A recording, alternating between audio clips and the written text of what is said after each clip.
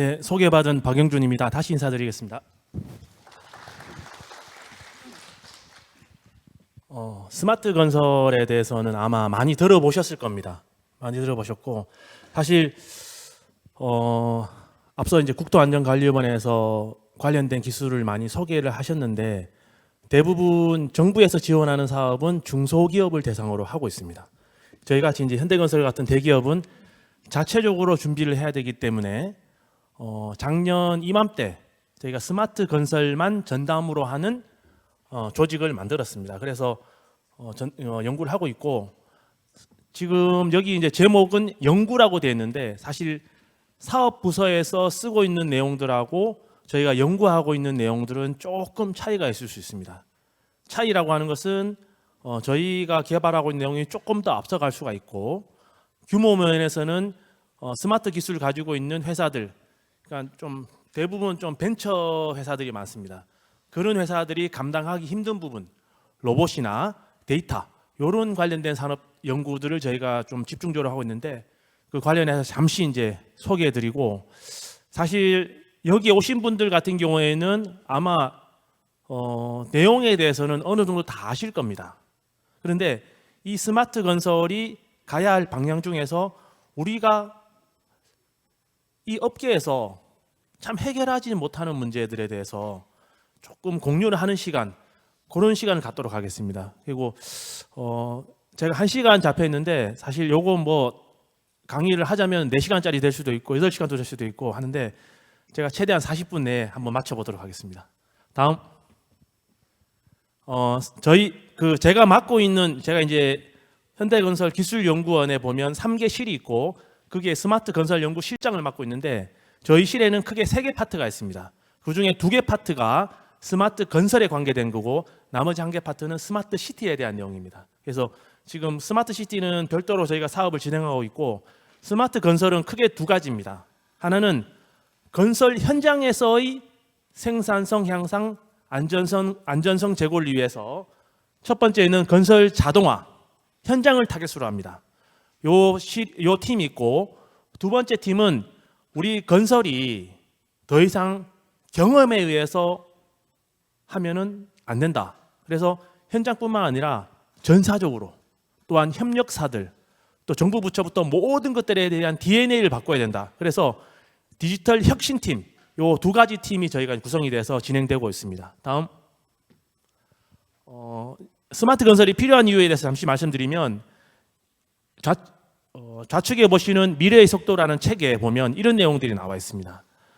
우리가 그 베일이 전화를 발명하고, 그 다음에 인쇄기가 발명되고, 방적기가 발명되고 난 뒤에부터, 그 다음 전화가 우리가 이제 인터넷이 보급이 되고, 컴퓨터 프린터가 나오고, 그 다음에 그 제너럴 모터스에서 공장 자동화 장비를 만들 때까지 거의 뭐 정확하진 않지만은 거의 100년 이상의 시간이 걸렸습니다.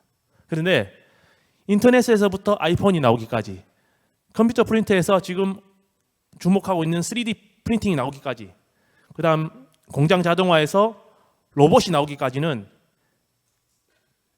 과거의 100년의 시간이 10년의 시간으로 줄어들었습니다. 그만큼 기술의 발전 속도는 상당히 빠르다는 것 한번 강조드리고 싶고, 다음,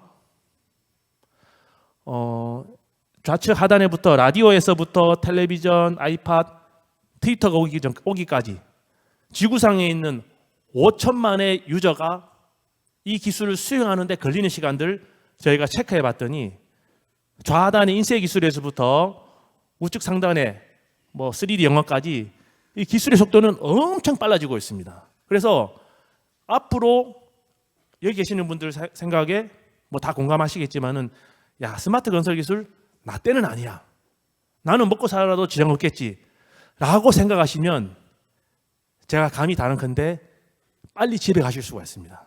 그래서 지금부터 준비하셔야 되고, 사실 우리나라 같은 경우에는 스마트 건설 기술을 도입하기에 여건이 너무 좋습니다. 오히려 싱가포르나 일본 같은 경우에는 받아들이기 힘든 나라였음에도 불구하고, 싱가포르는 정부의 정책적인 지원에 의해서 상당히 앞서 있고, 일본 같은 경우에는 약간 좀 실패한 사례가 많은데, 어쨌든 우리나라가 이 부분에 대해서는 IT 강국의 특성상 한번 도입이 하기 시작하면은 엄청난 속도로 도입이 될 것이고, 아마 여기서 도태된다면은 더 이상 우리는 건설업에서 발을 붙여서 지낼 수가 없다라는 그 위기감을 말씀드리고 싶습니다. 다음. 다 아시는 내용입니다. 우리 건설 제일 안 좋은 다품종 소량 생산입니다. 건설에는 약 주택, 건축, 플랜트, 에너지 등 해서 상품수로 따지면 구분하는 기준에 따라 달라지면은 약 20여 개의 상품이 있다고 볼 수가 있습니다. 그 단일 하나의 상품도 어마어마한 그 생각이 다 다르죠. 그럼에도 불구하고 공종은 또 이것도 구분하기 나름인데 큰 덩어리만 잘라도 약 600개 정도 됩니다. 그래서 우리 건설업은 다품종 소량 생산, 그리고 아시겠지만 실내보다는 실외에서 많이 이루어지고 있습니다. 날씨, 어떤 위험 지역, 건축은 좀 덜한데 토목 같은 경우, 플랜트 같은 경우에는 스마트폰이 되지 않는, 통신이 되지 않는 지역에서 작업을 하는 경우도 있고, 그리고 심지어는 이런 분들도 있지 않습니까? 집에서 잠을 자기가 부담스러울 정도로 군인들보다 더 야전에서, 더 필드에서 주무시는 분들도 많고, 그다음 노동 집약형 산업, 이러한 어떤 산업의 특성이 있습니다. 반면에 건설업인 다른 산업들 같은 경우에는 지금 소품종 대량 생산으로 바뀌어 있고, 공장 내에서 첨단화된 과학 기법, 기술뿐만 아니라 경영에 있어서도 첨단화된 과학 기법, 그리고 생산 자동화, 이런 것들을 하고 있습니다. 그래서 95년도 이후에 보면 우리 건설업은 한 해에 약 4% 정도의 생산성이 감소되고 있는데, 제조업 같은 경우에는 0.76% 이상씩, 1.76% 이상씩 계속 이게 생산성이 증대되고 있습니다. 그래서 더 이상 우리는 스마트 건설을 무시할 수가 없다, 받아들여야 된다는 걸 말씀드리고 싶고, 우측에 있는 그래프 보시면 제일 좌측 하단에 있는 게 바로 컨스트럭션, 건설업입니다. 여러 가지 산업이 있는데 보시면 농업보다, 그리고 사망사고 재해가 많은 광업보다, 마이닝 광업보다 저희의 스마트화가 사실은 더 느리다. 그럼에도 불구하고 우리가 건설업을 손을 놓을 수 없는 것은, 건설업은 10조 달러의 시장 규모가 있고, GDP의 어떤 13%를 차지하고 있고, 기타 등등 이런 엄청난 포텐셜을 가지고 있습니다. 그래서 우리 건설업에 대해서 스마트 건설을 도입하게 된다면은 엄청난 혁신을 가져오고 생산성 향상을 우리가 기대할 수 있지 않을까. 뿐만 아니라 안전성도 제고할 수 있고, 그래서 요즘 대학마다 토목과 건축과가 인기가 없다고 하는데, 제 생각에는 앞으로는 또 비전이 있는 과가 되지 않을까라는 생각을 합니다. 다음. 그러면 왜 스마트 건설을 우리가 도입할 수 없느냐? 여러 가지 이유가 있습니다. 줄줄쭉 적어놨는데, 이것은 요즘 인기가 있는 챗 GPT에게 스마트 건설이 도입이 더딘 이유에 대해서 저희가 질문을 던졌습니다. 그랬더니 나온 게, 첫 번째는 기술적인 한계점. 스마트 건설하고 우리가 알고 있는 건설업하고는 이 기술이 완전 다릅니다. 이종의 기술이 녹아 들어가야 됩니다. 건설 도메인에 IT가 들어가야 되는 건지, IT 도메인에 건설이 들어가야 되는지 그것도 잘 모르겠습니다. 어쨌든 기존의 건설업에 계시는 분들은 이걸 받아들이려고 하면은 IT라고 하는 새로운 기술을 도입해야 됩니다. 완전 다른 영역입니다. 두 번째, 예산적인 문제. 사실 지금 현장에 노동자들이 있는 상태에서 예를 들면 우리가 생산성 향상을 위해서 로봇을 바로 투입시킨다. 불가능합니다. 초기 단계 예산입니다. 그러면 어떻게 해야 되느냐? 현장에 근로자가 있음에도 불구하고 로봇이 같이 움직이는, 그렇게 될 수밖에 없습니다. 그러면 사실 예산 부담이 초기에는 많을 수밖에 없습니다. 그 다음 인적 자원의 한계. 이거는 스마트 건설 기술, 빅데이터만 하더라도 건설업에서 빅데이터? 전문가가 없습니다. 그럼 이 관련해서 또 전문가를 교육과 훈련을 시켜야 됩니다. 이런 문제들. 기존 건설 문화. 저희 현대건설에서도 저희가 하고 있는 가장 힘든 점이 뭐냐면, 우리가 이런 연구를 하고 싶다라고 제안을 드리면 제일 거부감이 많은 조직이 현대건설 내에 있습니다. 이거 왜 하는지 모르겠다. 너무 태클을 많이 당합니다. 그래서 매년 한 8, 9월에 예산을 수립할 때 되면은 스트레스가 극에 달합니다. 그만큼 현대건설 내에서도 여기에 대한 거부감이 되게 큽니다. 그렇다면은 중소기업에서는 거부감은 상상을 할 수 있는 수준을 넘었을 것 같습니다. 이러한 요인들 때문에, 이러한 요인들 말고도 여러 요인들이 있지만 스마트 건설이 사실 이러한 요인들 때문에 현장에서 도입되기 어렵고 우리 산업에 도입되기 힘들다는 것 말씀드리고 싶습니다. 하지만 그럼에도 불구하고 이제는 가야 된다고 말씀드리고 싶고, 정부에서도 사실은 스마트 건설에 대해서 알아서 되겠지 라고 생각을 해왔던 것 같습니다. 그런데 작년부터 스마트 건설을 이제 우리 국토부가 중심이 돼서 끌고 가고 있는 상태입니다. 조만간 원래 6월 16일 날 계획되어 있었는데 장관님 일정 때문에 7월 초 연기됐는데 스마트 건설 얼라이언스가 이제 출범을 할 예정입니다. 요거는 중간에 말씀을 잠깐 드리면 6개의 분과로 나눠져 있고 거기에는 자동화에 대한 분과, 빅데이터에 대한 분과, 뭐 디지털 센싱에 대한 분과 이렇게 다 나눠져 있고 우리나라에 있는 6개의 메이저 건설사들이 각 분과의 각 분과의 리딩사로 선정되어 있습니다. 그리고 전체 6개 분과를 총괄하는 것을 저희 현대건설에서 하고 있습니다. 그래서 현대건설의 윤영준 대표님이 초대 의장이 되시고 실무는 이제 저희가 스마트 건설 연구실이니까 그걸 이끌어 가는데, 국토부에서 그렇게 하는 이유는 뭐냐면 이제는 가야 된다. 과거의 스마트 건설은 사실 국토부가 하는 것보다는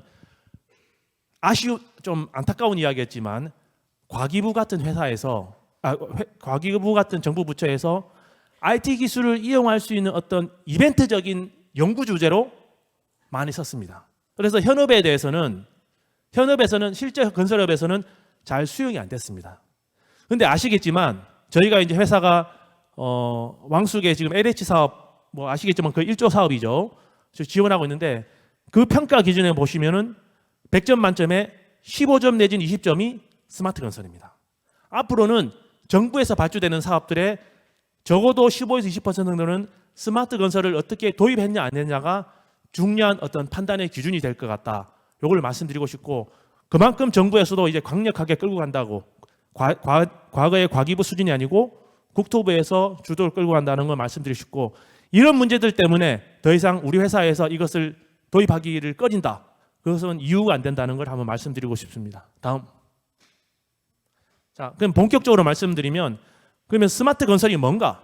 저는 핵심으로 한마디로 정의하라면 이렇게 이야기합니다.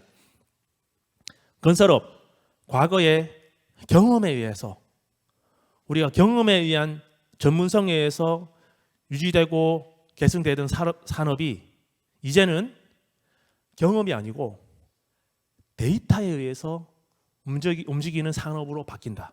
즉 경험이 데이터로 변하는 그 핵심 기술이 저는 스마트 건설 기술이라고 합니다.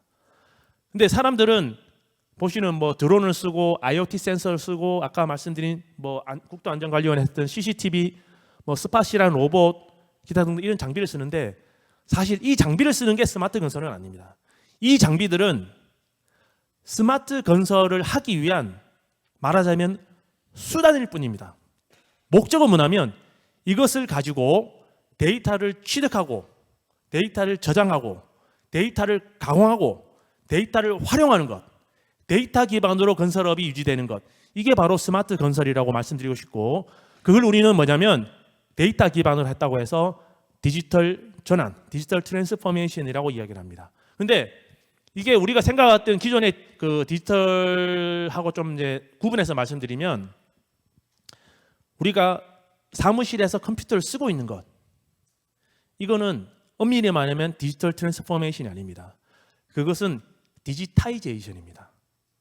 누가 봐도 번거로운 핸드라이팅을 하던 작업들, 도면을 손으로 그리고 했던 것들 당연히 이제 뭐 BIM으로 하고 컴퓨터로 치고 좋은 겁니다. 그거는 디지타이제이션입니다. 그러면 지금 현업에서 우리가 로봇을 쓰고 이렇게 도입하는 이 과정, 이 과정은 엄밀히 말씀드리면 저기 나와 있는 디지털 트랜스포메이션이 아닙니다. 그것은 디지털라이제이션이라고 합니다. 아까는 디지타이제이션, 지금은 디지털라이제이션입니다. 이 단계에 지금 우리나라는 와 있습니다. 이 단계에 있을 때 한국건설산업연구원에서 조사된 내용에 따르면 이 단계에서 현업에서의 저항감이 가장 크다고 합니다. 앞서 말씀드린 것처럼 이걸 함으로 말미암아 비용이 더 증가되고, 이걸 함으로 말미암아 현장에서 과연 생산성이 증대된다고 하는 거에 대한 퀘스천 마크, 그리고 과연 안전, 내가 새로운 기술을 배워야 돼? 내가 이거 배울 때 되면 난 집에 가야 되는데? 거부감이 엄청 심합니다. 요 과정을 넘었으면 이제는 전 과정이 디지털 기반으로 갈 때, 그때를 우리가 디지털 트랜스포메이션을 하고, 결론적으로 지금 현장에서 현재 현업에서 쓰시고 있는 것은 디지털 트랜스포메이션이 아니고 디지털라이제이션이라고 보시면 됩니다. 우리는 좀 더 나가야 된다고 말씀드리고 싶습니다. 그때가 언제냐? 재래식 장비 기반의 인력 시공에서 우리가 자동화 장비 기반의 무인화, 아날로그 방식의 현장 관리에서 디지털 방식의 사업 관리, 온사이트, 현장에서 우리가 막 거푸집 세우고 막 뭐 콘크리트 타설하고 이런 거, 온사이트 컨스트럭션에서 오프사이트 컨스트럭션, 공장에서 모든 것을 모듈러 건축 아시겠지만 다 제작을 해서 물류로 옮겨와서 현장에서는 조립하고, 그런 OSC 이런 기반으로 다 전환해야지만이 우리가 디지털 트랜스포메이션이라고 말씀드리고 있습니다. 이것을 가기 위해서 지금 세대에 계시는 분들은 다 노력하고 있다고 보시면 되겠습니다. 그래서 이런 것들이 나오게 된 배경은 뭐 4차 산업혁명, 현장에서의 고령화, 인건비가 높아졌다. 그건 당연한 겁니다. 이게 우리가 지금 인건비 자재값이 상승됐다 해가지고 볼멘 소리를 하고 있는데, 제가 보기에는 절대로 인건비 상승에 대해서 정부의 기대를 할 수가 없습니다. 이건 사회 구조상, 우리나라의 현재 위치상 더 이상 그것을 인건비 상승에 대해서 외국 근로자를 받아온다 한계가 있습니다. 이제는 사람이 하는 것을 로봇으로 가지 않으면 이 문제는 근본적으로 해결될 수 없습니다. 그래서 이걸 자꾸 정부에 기대한다? 그러면은 산업 자체가 더 이상 우리가 더 지쳐질 수밖에 없다는 거 한 말씀드리고 싶습니다. 그리고 과거에 우리 이제 해외 사업을 나가면은 지금은 중국이나 터키 이런 저가 수지에 밀립니다. 우리만의 어떤 독창적인 기술, 특별한 기술, 고도의 기술로 승부해야 되는데 그런 구조물들은 복잡해지고 대응해야 될 수밖에 없습니다. 그리고 현장에서 생산성 향상, 안전에 대한 문제, 중대재해처벌법, 이런 모든 문제들 때문에 이제는 스마트 건설이 꼭 가야 된다. 그렇게 말씀드리고 싶습니다. 다음. 그래서 크게 두 가지 주제에 대해서 제가 말씀드리고 싶은데, 첫 번째는 건설 자동화. 저희 실 밑에 있는 두 개 팀, 첫 번째는 건설 자동화에 대해서, 두 번째는 디지털 혁신에 대해서 말씀드리겠습니다. 다음. 건설 자동화는 크게 세 가지 저희가 이제 주제를 가지고 연구를 하고 있습니다. 이 외에도 다른 것들도 많지만, 첫 번째가 로보틱스, 두 번째가 3D 프린팅. 3D 프린팅도 엄밀히 말하면 로보틱스에 포함되게 되어 있습니다. 그리고 디지털 현장 관리. 요 세 가지 축으로 저희가 진행되고 있습니다.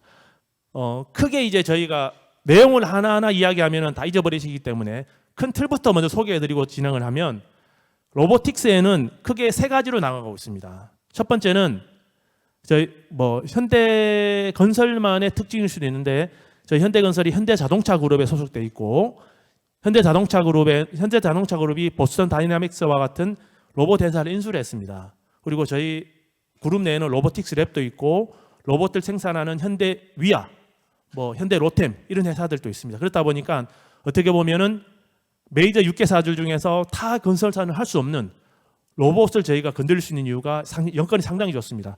그래서 제일 처음에 나오는 게 이렇게 약간 강아지처럼 생긴 요 스팟을 사용해서 건설 현장에서의 안전 관리, 환경 관리를 하는 순찰 로봇으로 활용하는 경우가 있습니다. 두 번째는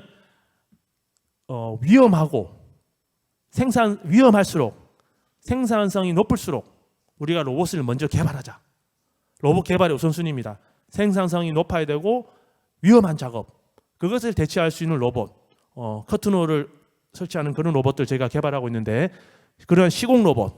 세 번째가 OSC를 겨냥하고 있습니다. 그래서 지금 사우디에서 우리가 어떤 프로젝트를 하는데 철골 구조 혹은 PC 이런 것들을 우리가 공장에 생산해서 배송해서 물류로 나눠가서 현장에 조립하는 그런 기술들까지 저희가 지금 개발하고 있는 상태입니다. 3D 프린팅은 과거에는 콘크리트가 아닌 재료를 써서 저희가 3D 프린팅으로 조그마한 구조물을 만들었습니다. 그런데 현재는 콘크리트를 직접 저희가 분사해서 3D 모형을 지금 만들어내고 있는 수준으로 발전해 있습니다. 과거에는 이게 뭐 아시는 분도 있겠지만 겐트리 타입, 예를 들어 3층짜리 구조물을 짓기 위해서는 3층짜리의 어떤 가설 구조물 3D 프린터를 만들어야지만이 시공이 가능했습니다. 근데 이러한 겐트리 타입이 초기 모델이고 지금은 이동형 3D 프린팅으로 3D 프린팅 산업이 변화하고 있습니다. 저희는 처음부터 겐트리 타입이 아닌 3D 프린팅으로 시작을 했고 여기에 이제 모바일, 그러니까 이동형 기능을 집어넣어서 저희가 지금 발전하고 있는데 아마 콘크리트를 가지고 3D 프린팅을 하는 기술로는 아마 세계에서는 제일 앞서 있을 것 같습니다. 세 번째는 디지털 현장 관리.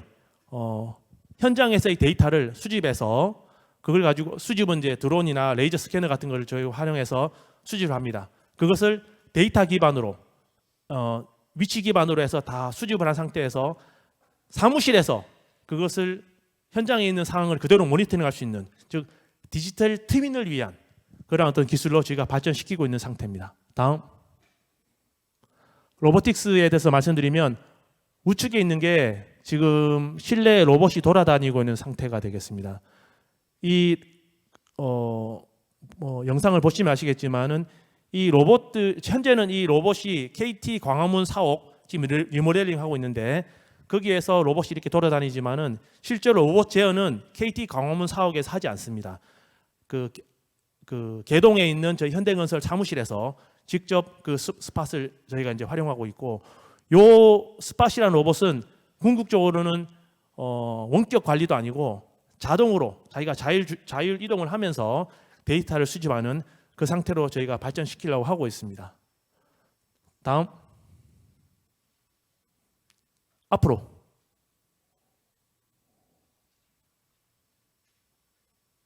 요 오른쪽 그 영상을 좀 여기서부터 다시 한번 보여줘야 될 것 같은데 조금 더 한 중간 정도 좀 더 저희가 연구하는 과정이었고 좀 더 앞으로 요게 자 지금 큰 화면은 현장을 보여드리고 있고 작은 화면은 그 현장을 광화문 사옥에 있는 현장을 저희 개동 사옥에서 지금 직접 보면서 관리하고 있는 그런 그림이 되겠습니다. 다음 또 다른 로봇은 요런 이제 그 시공 로봇이 대표적인 건데 천정에 이제 타공 구멍을 뚫기 위한 어떤 그러한 로봇이 되겠습니다. 로봇이라고 해서 사람처럼 생긴 것은 다 아닙니다. 이 로봇을 만들기 위해서는 세 가지 기술이 필요합니다. 첫 번째 자율주행, 두 번째 로봇 기구학, 세 번째 비전 AI 인공지능 기술입니다. 자율주행은 이 차량이 이 로봇이 이동할 때 사람이 조작하는 게 아니고 조향, 주행 바퀴, 센서, 라이다 등을 통해서 본인들이 직접 알아서 이동해야 됩니다. 두 번째, 로봇 기구학. 사람이 이제 X표를 마크를 해놓으면 그 X표 위치로 계기판이나 시저리프트 들어올리는 것, 로봇 파일 등을 통해서 본인이 그 X표 위치까지 자동으로 이동해야 됩니다. 그리고 비전 인식. 사실은 AI 기술 중에 영상 인식 기술이 제일 어렵습니다. 이 로봇이 그래서 X표 마크를 확인하고 난 뒤에 거기에 대해서 딱 청구를 하는 그래서 먼지를 집진기를 통해서 흡수해내는 그런 로봇입니다. 사실 이 로봇을 저희가 먼저 개발한 거는 뭐냐면 아마 현업에 계시는 분들은 알겠지만은 이렇게 간단한 로봇을 만들었나 하실지 모르겠지만 이 작업이 상당히 위험하고 또 인건비도 많기 때문에 생산 상승을 크게 기대할 수 있기 때문에 저희가 우선순위로 만들었습니다. 오른쪽에 있는 그림은 X표 마크된데 이 구멍을 뚫는 그런 어떤 영상이 되겠습니다. 사실 이 로봇이 움직일 때는 이렇게 많은 사람이 필요 없습니다. 저희는 이제 연구를 하다 보니까 주변에 이렇게 사람들이 많이 와 있는데 실제로는 로봇이 X표 마크만 칠해놓으면 그 층에서는 알아서 다 타공을 하는 그런 기능을 가지고 있습니다.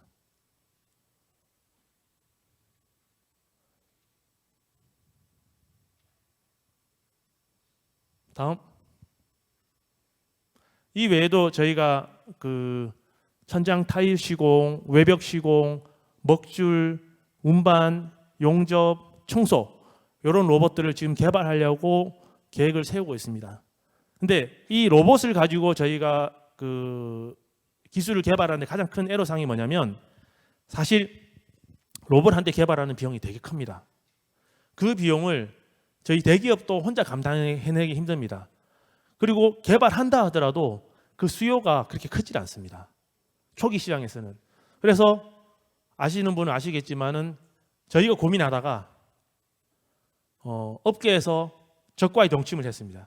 삼성물산하고 손을 잡고 저희가 협약을 체결하고 야 어차피 수요가 작으면 너희 거랑 우리 거랑 합치면 힐스테이트, DH랑 너희 레미안하고 합치면은 파이가 더 커지지 않냐. 그리고 공동 개발하자. 공동 개발하면 우리가 개발에 대한 비용이 줄어들지 않냐.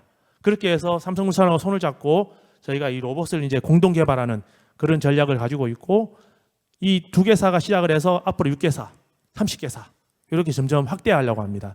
이 모델은 일본의 이제 뭐 시미즈나 뭐 다케나카 이런 회사들이 사실은 그렇게 연대하면서 로봇을 많이 발전시켰기 때문에 저희도 그 모델을 벤치마킹해서 이 사업을 진행하고 있습니다. 다음 3D 프린팅 같은 경우에는 과거에는 보시는 바와 같이 단순한 어떤 형상의 조교 구조물 이런 형태였는데 지금 저희 현대건설이 그 짓고 있는 DH나 뭐 힐스테이트 이런 아파트 가보시면은 조경 구조물들 특히 오른쪽 상단에 보시는 저는 어린이 놀이터에 저희가 3D 프린팅 기술을 활용해서 만들어 주고 있습니다.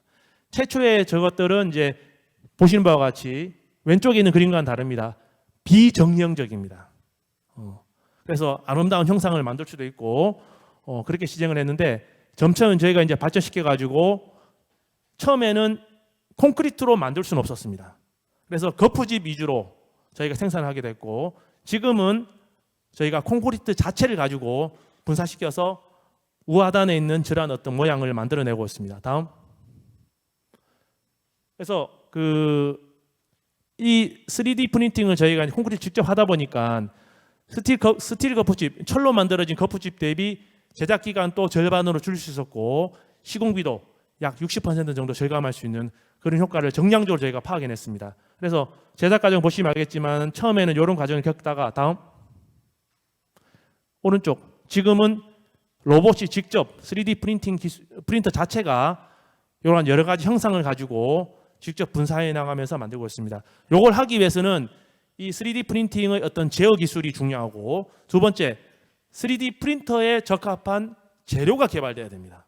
그래서 두 가지 기술을 하고 있고 궁극적으로는 저희가 아시겠지만 콘크리트만으로 구조체를 지을 수 없지 않습니까? 그래서 철근까지 고려해서 어떻게 3D 프린팅을 기술을 구사할 것인가 그쪽으로 연구를 지향하고 있습니다. 그래서 현재까지의 저희가 성과라고 하면은 단순한 어떤 구조물 형태에서 여러 가지 어떤 형상을 저희가 이제 표현할 수 있는 그런 기술로 발전하고 있습니다. 다음 디지털 현장 관리는 뭐 여러 가지 내용이 있는데 이 순서대로 갈 수도 있고 따로 갈 수도 있습니다. 오른쪽 그림을 보시는 바와 같이 드론을 이제 저희가 활용해서 현장에 있는 데이터를 저희가 직접 수집을 하고 그다음 영상 틀어도 됩니다.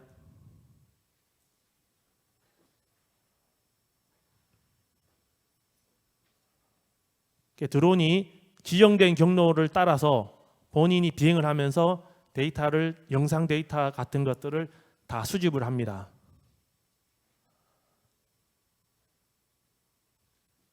이렇게 드론이 수집한 데이터는 데이터가 드론이 저기 이제 드론 스테이션에 착륙을 하면은 수집한 데이터가 자동으로 임포트 됩니다.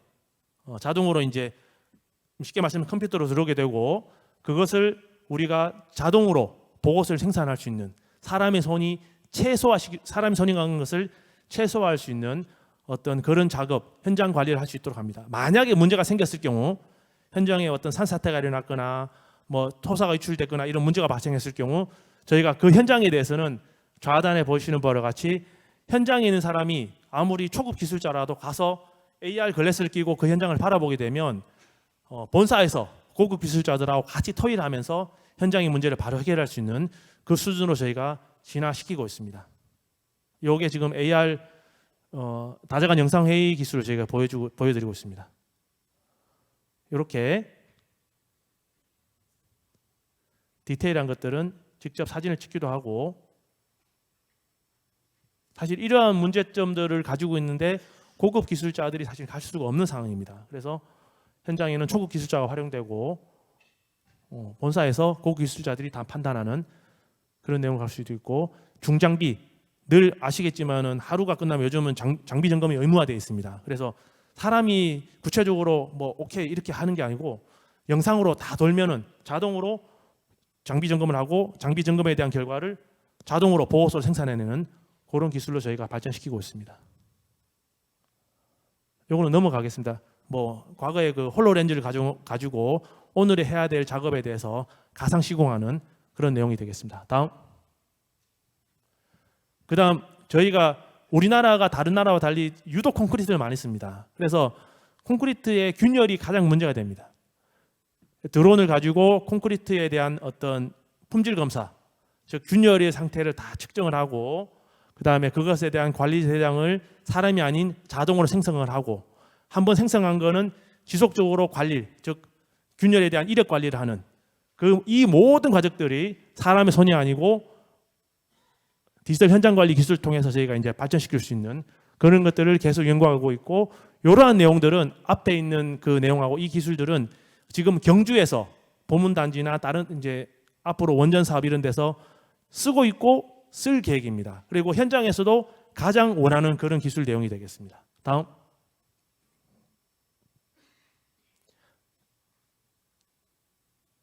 좀 빨리 서두르도록 하겠습니다.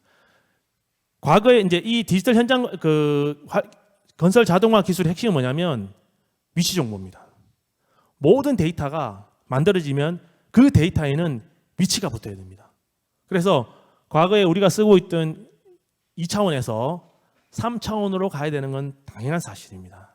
그리고 최근에 이제 세미나, 뭐 국회 내는 세미나 보시면 아시겠지만은 좌표, 우리나라 주소지도 이제는 평면 주소지, 지번, 이 모든 평면 주소지가 아니고 3차원 주소를 줘야 된다라고 할 정도로 이제는 어떤 3차원 데이터가 많이 필요한데, 사실 국토부에 저희가 엄청나게 많이 건의를 하고 있습니다. 그럼에도 불구하고 현업에서의 카르텔 때문인지 아니면 어떤 안전의 문제인지 저희가 알 수는 없지만은 사실 이러한 디지털 기술을 활용한 첨단 측량이 아직은 제가 알기로는 현업에서는 못 받아들여지는 걸 알고 있습니다. 그런데 제 생각은 스마트 건설로 지향을 하기 위해서는 가장 아쉬운 부분인데, 이 부분이 빨리 정부 차원에서 개선이 되어야지만이 우리가 이 기술들을 좀 더 적극적으로 활용하지 않을까라고 저희가 생각합니다. 이제 데이터 취득은 과거에 인력 중심으로서 뭐 토탈 스테이션 이런 걸 가지고 사람이 직접 측량을 했는데, 지금 로봇이 다니면서 장비 중심으로 데이터를 취득한다는 것. 데이터를 한번 측량하면 전부 아날로그이기 때문에 데이터에 대한 이력 관리가 어려운데, 저희는 데이터 이력 관리가 상당히 용이합니다. 그리고 대규모 현장에서는 이 수많은 데이터들을 관리할 수가 없습니다. 어디서 무슨 데이터가 온지도 모르고. 근데 저희는 규모가 무관하게 장비가 수십 대가 돌아다녀도 위치 기반으로 해서 한꺼번에 다 정합시켜서 저희가 데이터를 활용할 수 있다는 그런 장점이 있다고 말씀드릴 수 있습니다. 이러한 것을 통해서 저희가 궁극적으로 의사결정을 신속하게 하고 공정이나 품질 관리에서 효율성을 상당히 향상시킬 수 있다고 저희는 자부하고 있고, 실제로 현업에서도 그렇게 효과를 보고 있는 중입니다. 다음. 측량을 위한 장비들이 되겠습니다. 드론을 사용하고 3D 스캐너를 사용하고 MMS라고 해서 차량이 이제 측량 장비를 탑재해서 돌아다니면서 저희가 현장에서 데이터를 직접 수집하고 있습니다. 지금 여러분 그 울산의 샤인 프로젝트라고 아시겠지만, 샤인 프로젝트 수행하는데 이 MMS 장비가 아주 유용하게 활용되고 있습니다. 거기에 여러 가지 어떤 배관들이 도입이 될 때 사실은 제한된 도로 내에서 진입이 가능할까, 이러한 모든 워게임을 MMS를 통한 데이터, 3D 데이터를 기반으로 저희가 이제 체크를 하고 있는 상태가 되겠습니다. 뭐 공정 관리, 품질 관리에 대해서는 당연히 3D 데이터가 활용되는 것은 뭐 지금도 많이 활용하고 계시고. 다음. 이 영상 잠깐 보고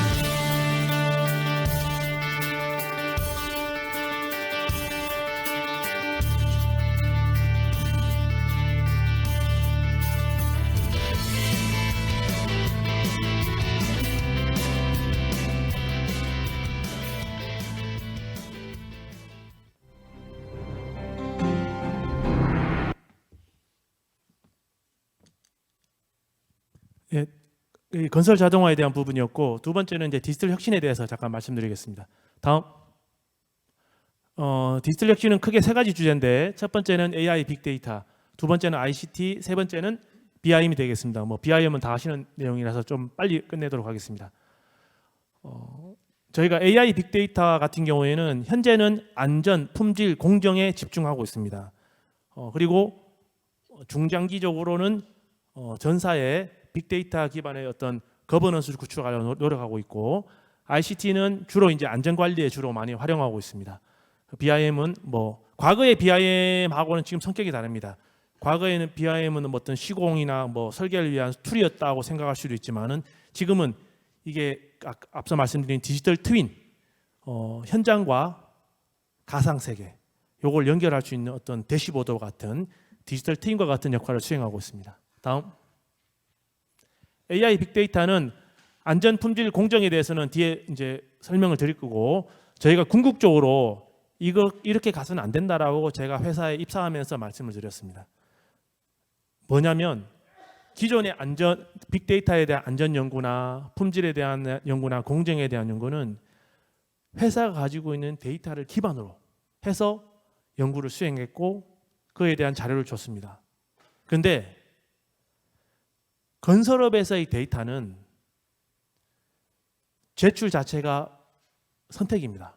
의무화되어 있지 않습니다. 그래서 빠져있는 데이터가 되게 많고, 두 번째, 제 생각에는 데이터 자체가 전부 음성적으로 형성됩니다.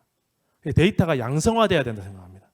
그래서 있는 데이터를 가지고 있는 것은 한계가 있다. 두 번째, 같은 현대건설이라고 하더라도 같은 회사 내에서도 같은 팀 내에서도 같은 사업본부 내에서도 옆에 팀에는 데이터를 주지 않습니다. 또 아시겠지만 한 개의 프로젝트 끝나면 데이터를 관리한 사람만 집에 몰래 가서 저장해 놓지 데이터를 없애야 됩니다. 그게 건설업이 가지고 있는 가장 큰 한계입니다. 그래서 더 이상 이렇게 해서 나온 데이터를 가지고 안전연구, 품질연구, 공정연구 해봐야 별로 쓸모없는 연구다. 연구를 위한 연구일 뿐이다. 그렇게 해서 건설업 자체의 문화를 바꾸지 않으면 이것에 대한 접근은 힘들다. 그래서 사실 회사 내에서 제일 거부감이 많고 왜 하냐고 계속 잔소리를 듣는 분야이긴 합니다. 근데 끝까지 끌고 가려고 합니다. 그렇게 해서 제가 이제 생각했던 건 뭐냐면 미 육군의 안전관리센터에 그것을 벤치마킹하려고 합니다. 미 육군의 안전관리센터는 모든 현장에서 나오는 데이터를 이렇게 정성적이거나 아니면 기술적인 내용으로 기록하지 않습니다. 정량적으로 그리고 단답형으로 다 기술하게 되어 있습니다. 그것들이 데이터가 쌓이고 정량화시키고 데이터 제출을 의무화시키고 데이터를 양성화시켜야지만이 그게 저는 빅데이터가 된다고 생각을 합니다. 그래서 그런 취지에서 모든 수행체계 사업의 시작 이전에 준비 단계부터 준비 전에 기획에서부터 그 다음에 준공이 되고 유지보수가 되고 해체가 될 때까지 모든 과정을 데이터 기반으로 돌아가야 된다. 그게 제가 이제 주장하고 있는 전사 빅데이터 거버넌스입니다. 그래서 이것에 대해서 제가 노력을 집중하려고 하는데 사실 현업에서는 많은 저항감이 있는 건 사실이고 아마 여기 계시는 분들도 그걸 인정할 겁니다. 그런데 이게 사실 바뀌지 않으면 다른 앞에 말씀드린 그러한 화려한 기술을 아무리 사용해봐야 소란일 뿐이라고 생각합니다. 그 소란이 진짜 혁신이 되려면 개혁이 되려면 저는 이 빅데이터가 데이터 부분이 상당한 개선이 필요하다고 생각을 합니다. 그 내용을 말씀드리고 싶고 다음 현재는 저희가 빅데이터 활용을 몇 가지 말씀드리면 이제 재예측에 대해서 저희가 쓰고 있습니다. 어떤 사업장에서 그날 사업에 현장이 투입되기 전에 그날 일어날 수 있는 어떤 재해에 대해서 저희가 미리 예측을 해주는 겁니다. 그래서 어떤 현장인가, 협력업체가 일을 하고 있는가, 뭐 어떤 장비를 쓰고 있느냐, 최근에 안전사고에 어떤 경향이 있느냐, 기타 등등에 대한 내용, 그리고 관리부서에 대한 내용, 제어 위협, 기존의 어떤 데이터에 대한 내용들을 가지고 재해 발생 예측 모형을 가지고 저희가 그날의 재해를 판단해냅니다. 그래서 발생할 확률이 50%가 넘는 것에 대해서만 이야기해줘 라고 하면 몇 가지 사업에 대해서 저희가 제안해 줍니다. 저희가 이 모델을 활용해 보니까 발생할 확률이 50% 이상인 것을 알려줘 라고 하면 전체 10건 중에서 한 7개 건을 맞춰줍니다. 나머지 3건 정도는 좀 미스하긴 합니다. 근데 발생할 확률에 대한 50%를 저희가 더 낮추면 그러니까 뭐 70%, 80% 이렇게 맞추는 게 아니고 30% 이상 확률에 대해서 알려줘 이라면은 거의 그날 발생할 수 있는 재해는 다 예측해낼 수 있다고 볼 수가 있습니다. 다음.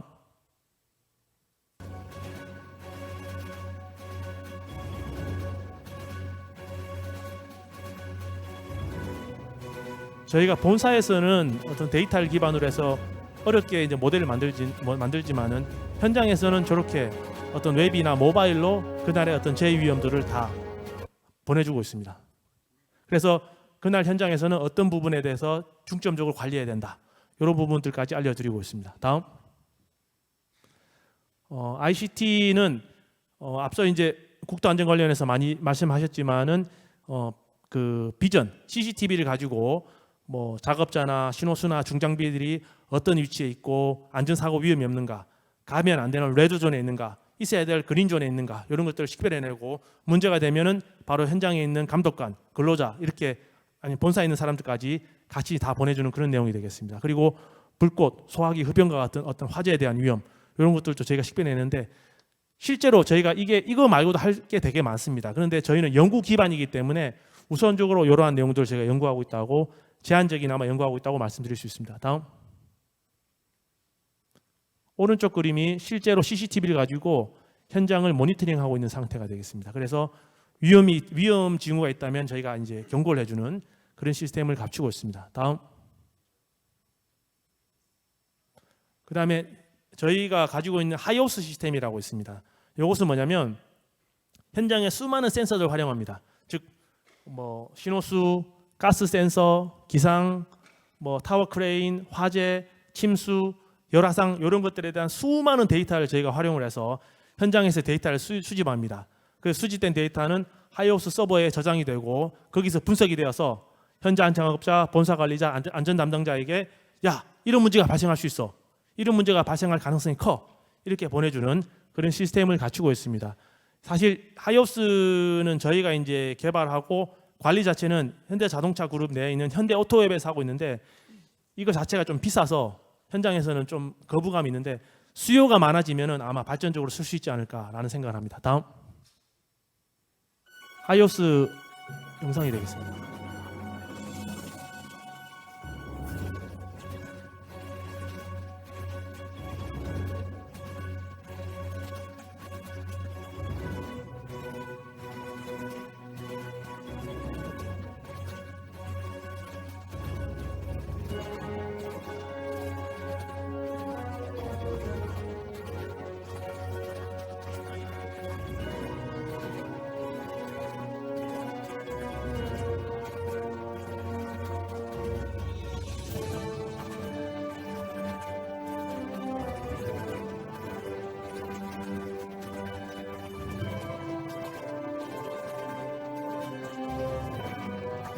여기까지 보도록 하겠습니다. 다음.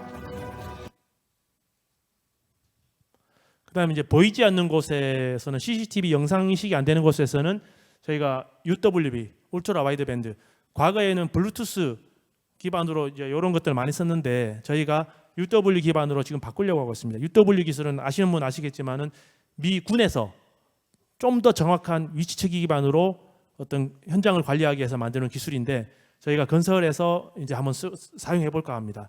지금 과거에 자동차에서도 과거에 블루투스 기반으로 쓰고 있고 아파트 출입도 블루투스 기반으로 쓰고 있는데, 향후에는 블루투스보다 좀 더 정확하고 통달거리가 넓은 UW 기반으로 다 대치될 것 같습니다. 다음. 요거는 뭐 아까 국토안전 관련해서 비슷한 장비를 설명드렸고, 다음. 저희가 추가적으로 근로자 건강 상태를 저희가 측정하려고 합니다. 지금 그 현대 모비스에서 운전자가 만약에 졸면은 그 의자를 흔들어 주거나 뭐 이렇게 이제 깨워주는 그런 기능을 이제 지금 개발하고 있는데, 그 기능의 핵심이 뭐냐면 사람의 뇌파를 수집을 합니다. 그래서 이 사람이 지금 집중도나 뭐 이런 것들이 문제가 두 가지 측정인데, 집중도하고 한 가지 더 있는데 지금 기억이 안 나는데 그거 두 가지를 체크해냅니다. 그래서 이 사람이 지금 졸기 직전이라고 하면은 어떻게든지 못 졸게 하는 그런 장비를 개발하고 있는데, 저희 건설업에서도 현장의 어떤 지금 이 뇌파 기술은 노이즈, 그러니까 잡음 문제가 되게 심합니다. 그리고 통신에 대한 문제, 여러 가지 문제가 있기 때문에 궁극적으로는 현장 근로자 모두에게 그 안전모에다 저희가 부착을 하려고 하는데, 그 전에 현장에 뭐 타워 크레인 기사들이나 중장비 기사들한테 먼저 적용해 가서 지금 졸음 방지를 하는데 저희가 활용하려고 하고 있습니다. 다음. 뭐 BIM 기술은 다 아시는 부분이지만 뭐 설계 오류를 체크하고 4D 시뮬레이션, 그리고 뭐 공정을 체크하거나 뭐 5D 뭐 퀀티파잉, 요거는 이제 뭐 물량을 산출하고 견적을 내는 부분, 그리고 퍼실리티 매니지먼트, 유지 보수에 대한 부분, 그다음에 레이저 스캐닝을 하고 드론을 하고 현장 관리, 실제로 현장하고 우리가 BIM 구축한 걸 해가지고 공정을 비교하는 그런 것들. 다음. 그다음에 증강현실, AR 증강현실, VR 가상현실 이런 기술들을 저희가 활용하는 것, 그리고 시공계획 H플랜을 가지고 어떤 시공에 대해서 제가 판단해낸 문제, 안전에 대한 연구, 철근 물량을 산출하는 연구, 그리고 OSC 이런 쪽으로 저희가 계속 그 활용도를 높이고 있습니다. 다음.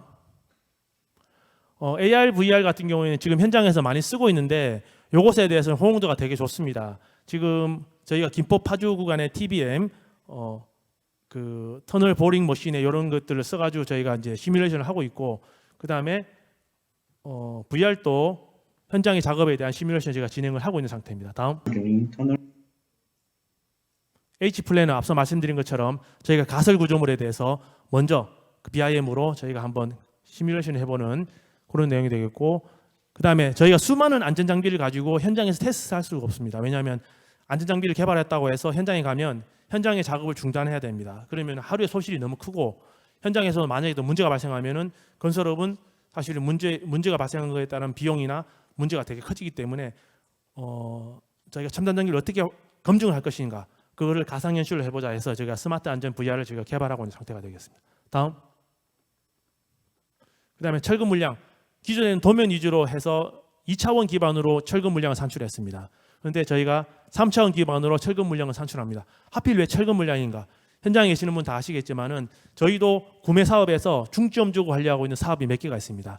왜냐? 전체 어떤 수행에 결정적인 영향을 미치는 어떤 공정, 특히 골조 이런 부분에 대해서 핵심인 철근 물량의 산출에 대한 부분은 비록 한 영역이긴 하지만, 한 공정이긴 하지만 이걸 통해서 저희가 생산성 향상을 상당히 시킬 수 있기 때문에 3차원으로 저희가 철근 물량 산출하는 그런 연구를 수행하고 있고, 건설 자동화나 디지털 혁신의 저희는 그 파이널은 바로 OSC라고 생각합니다. 공장 자동화. 공장에서 모든 것을 생산해서 물류 이동해서 현장에서 조립해서 하는 그런 것들을 하고 있고, 저희 포스코는 강제 위주로 많이 가고 있습니다. GS는 얼마 전에 조그만 구조물에 대해서, 목조 구조물에 대해서 OSC를 많이 이제 주장을 하고 있는데, 저희 현대건설은 특성상 지금 콘크리트 중심으로 OSC를 많이 시향하고 있습니다. 콘크리트가 가지고 있는 태생적 한계가 있기 때문에 좀 제한이 되지만은 어쨌든 저희가 이쪽을 계속 개발하고 있고, 콘크리트 말고도 콘크리트와 강제가 결합되어 있는 합성 구조에 대해서도 저희가 OSC를 가지고 많이 이제 개발하려고 했습니다. 특히 지금 중동에서 그 배관, 그러니까 플랜트 사업에서 30% 정도를 차지하는 영역이 배관 사업이라고 합니다. 그래서 배관을 컴퓨터, 그러니까 그 AI가 도면을 읽어내고 거기에서 뭐 직경이나 길이나 이런 것들을 다 파악해서 필요한 것들을 들고 오면, 로봇이 들고 오면 그것을 커팅하고 트림을 하고 이런 작업 그리고 패킹 시켜서 트럭에 싣는 것까지 저희가 어떤 그런 작업들을 스마트 파이핑 샵입니다. 그런 작업들을 OSC 기반으로 저희가 다 디벨롭 시키려고 하고 있습니다. 다음. 여기까지 하고 마치도록 하겠습니다. 제가 하나만 말씀드리면 스마트 건설 얼라이언스라고 있습니다. 그래서 서울에서는 여기에 관련된 기업들이 많이 참여를 하고 있는데 사실 지방에 있는 기업들은 많이 참여를 하지 못하고 있습니다. 그래서 필요하시다면 스마트 건설 얼라이언스에 참여하시면 대기업과 공조해서 스마트 건설에 대한 부분을 직접적으로 많이 다룰 수 있기 때문에 제가 한번 제안 드리면서 제 발표를 마치도록 하겠습니다. 감사합니다.